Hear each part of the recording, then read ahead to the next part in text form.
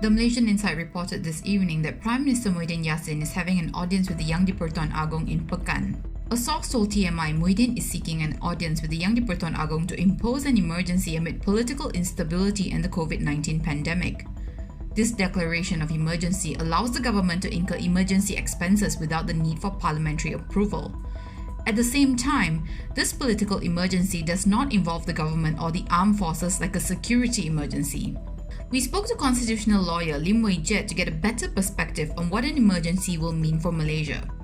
According to Lim, declaring an emergency would mean that the executive has almost absolute powers to rule by decree, such as powers to promulgate laws without going through parliament.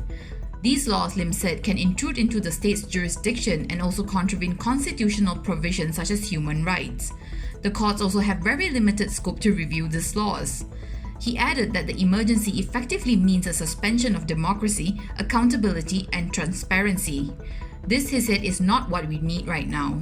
Instead, we need checks and balances, accountability, and transparency to effectively combat COVID-19.